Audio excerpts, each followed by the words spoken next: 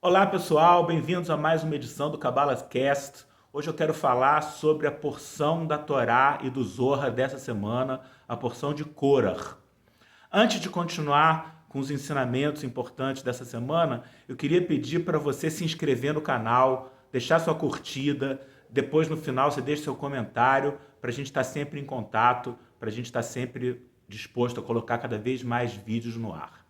Mas então Korach era um primo de Moisés e ele acusou Moisés de nepotismo. Ele falou que não era Deus que estava escolhendo os cargos importantes do povo de Israel, que era Moisés da cabeça dele que estava escolhendo os cargos e que Moisés era o líder do povo inteiro, era como se fosse o presidente.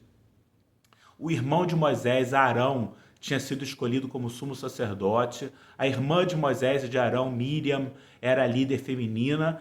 E que todos os cargos estavam indo para a família de Moisés. E que ele mesmo, Korach, se sentia importante o suficiente para receber um cargo, talvez o próprio cargo de sumo sacerdote. E ele queria um cargo de Moisés.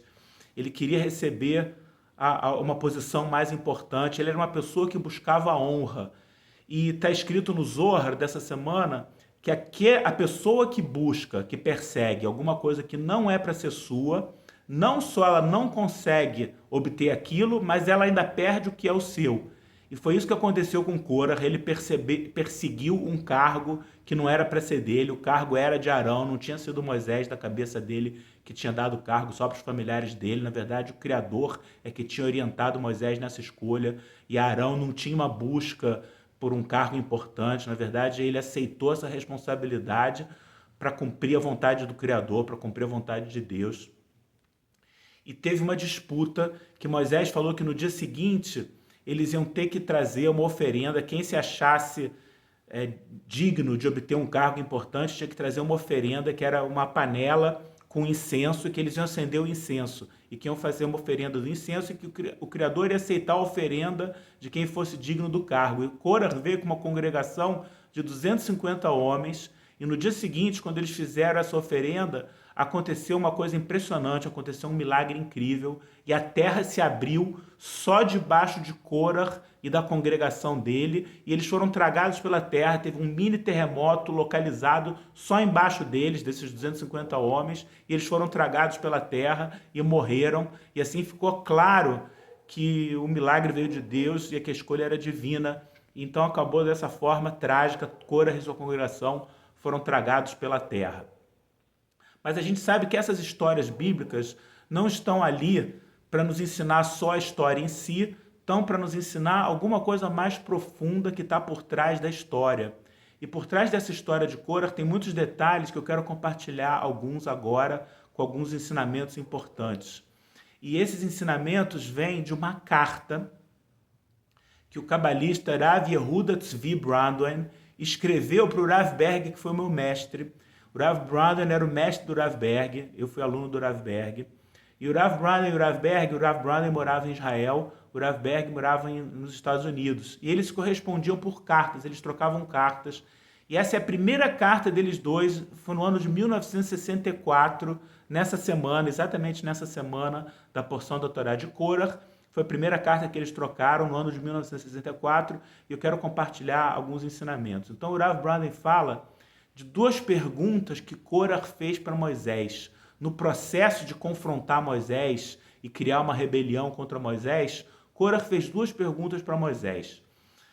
A primeira pergunta era baseada num ensinamento da Torá que Moisés tinha transmitido a eles, que o Criador tinha mandado transmitir, Moisés transmitir aos israelitas, que num chale de oração que tem 4 cantos, tem que ter amarrado nas pontas um tzitzit, uma franja, e que essa franja tem que ter um fio de uma cor chamada tchelet, que é uma cor azul que existia na época bíblica, que esse azul, esse tom de azul, vinha de um peixe, de um animal, que hoje em dia nós não temos mais o conhecimento de qual é esse peixe, então a gente não tem mais esse tom de azul. Mas na época bíblica tinha, então que se uma roupa, um chale, tinha que ter amarrado uma franja de tchelet. E a pergunta de Korach foi: se o chale for todo de azul, for todo tchelet, for todo azul tchelet, ele precisa também ter essa franja com essa cor tchelet. E era um jeito de Korah botar em dúvida se os ensinamentos que Moisés estava transmitindo realmente vinham de Deus, e ele pretendia ridicularizar o ensinamento. Então ele vestiu os 250 homens da congregação dele com um chale de tchelet, totalmente azul tchelet e sem a franja. E essa foi a primeira pergunta para Moisés. Se uma roupa que é toda da cor tchelet precisa também ter a franja de tchelet. E a segunda pergunta foi: se uma casa que já está cheia de livros sagrados, a casa está cheia de livros, do teto até o chão, do chão até o teto, a casa está cheia de livros sagrados. Se ela precisa ter uma mezuzá na porta, a gente sabe que a mezuzá é um pergaminho que tem escrito um trecho da Torá, o Shema Israel, que é um trecho bíblico, e que essa mezuzá proporciona e oferece proteção para a casa. Mas se a casa já está cheia de livros sagrados, precisa ou não usar uma mezuzá? Então essas foram as duas perguntas de Korah. E os comentaristas da Torá, Rashi e Onkelos, falam que Korah se desligou da congregação, se desconectou do todo, se desconectou do povo, se desconectou da congregação. E o que nos ensina essas duas perguntas e por que elas causaram que Korah se desligasse do todo e caísse num buraco fundo e fosse tragado pela terra? Então o Rav Brown explica que um talit, um chale, que é todo feito de tchelet, significa uma pessoa que tem total confiança na luz do Criador. Uma pessoa que tem total confiança na luz do Criador. E o que é a franja de tchelet? É o conhecimento, querer enxergar mais longe, querer entender por que as coisas acontecem, querer ter mais conhecimento, querer entender como é que Deus pensa e por que Deus fez isso acontecer comigo e por que Deus me botou nessa situação. Então, se uma pessoa tem total fé, ele até compara com um jumento. Um jumento aceita o seu fardo. Você bota em cima de um jumento um fardo, um peso, ele aceita o fardo e ele caminha. Ele não questiona por que você está fazendo isso comigo, por que você botou esse peso nas minhas costas. Ele simplesmente aceita aquele fardo e caminha.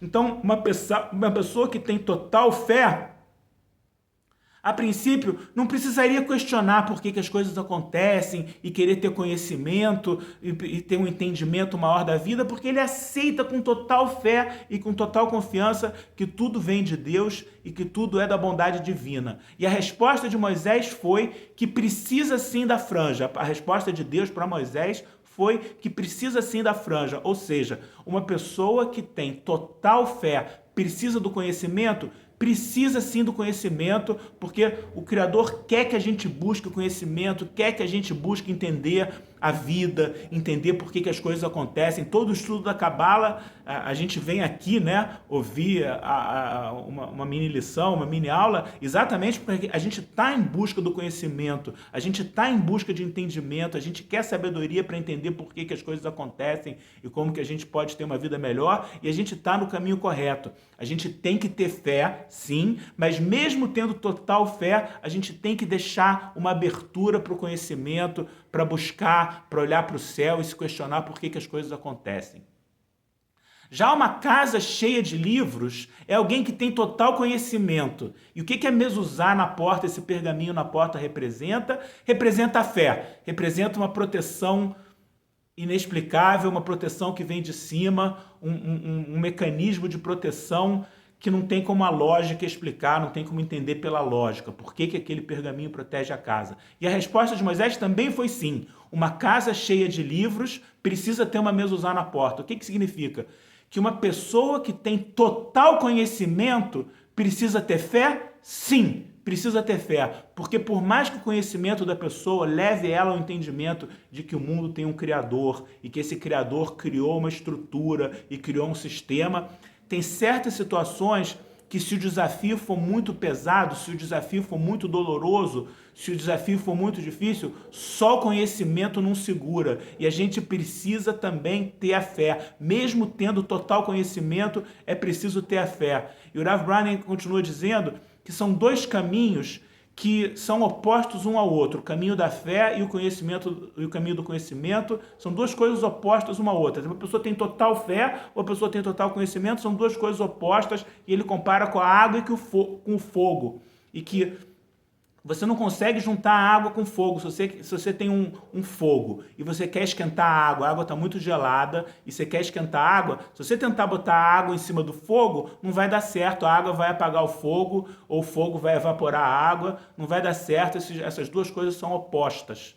Mas para unir as duas, o que você faz? Você tem que ter uma panela. Você coloca a água numa panela, você coloca a água dentro de um recipiente e aí coloca esse recipiente em cima do fogo. Aí a energia do fogo é transmitida para a água e aí você pode tomar o seu chá quente, a água fica quente, a água absorve a energia do fogo e você pode tomar um chá quente porque a energia do fogo foi transmitida para a água sem o fogo apagar e sem a água evaporar por causa da panela. E que cada um de nós tem que ser essa panela, tem que ser esse recipiente que encontra o equilíbrio entre a fé e o conhecimento, que o caminho certo, o caminho que não nos desconecta da luz, que não nos desliga da luz, é o caminho que tem esses dois lados. Tem o lado da fé, da total confiança na luz, de saber que a luz do Criador só quer o meu bem, e eu confio, eu acredito, eu aceito o peso, eu aceito o fardo, eu aceito que tudo que está acontecendo na minha vida é pelo bem, mas também estou na busca do conhecimento, também estou querendo entender, também estou querendo entender a vida de uma forma mais profunda, eu também estou no caminho do conhecimento, que cabe a nós ser essa panela que une os dois caminhos.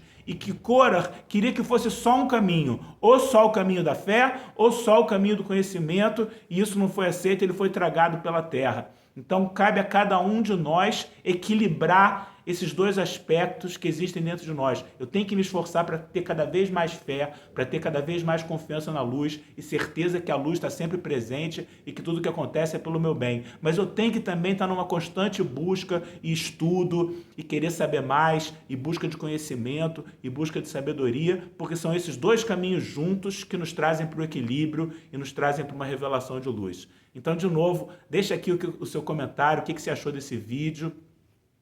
Clica na curtida e começa a me seguir para a gente ter cada vez mais pessoas interessadas e cada vez mais conhecimento espiritual para tornar esse mundo um lugar mais iluminado. Muito obrigado e até a próxima.